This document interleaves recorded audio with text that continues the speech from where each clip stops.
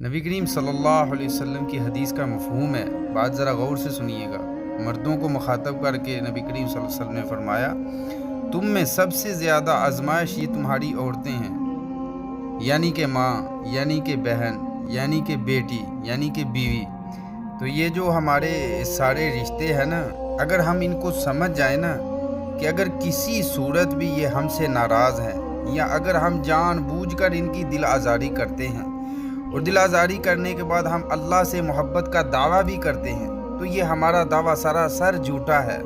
خالق آپ کو کبھی معاف نہیں کر سکتا جب تک آپ نے مخلوق کی دل آزاری کی ہو، کیونکہ اللہ پاک حقوق اللہ تو معاف کر دے گا، لیکن حقوق العباد اللہ معاف نہیں کرے گا۔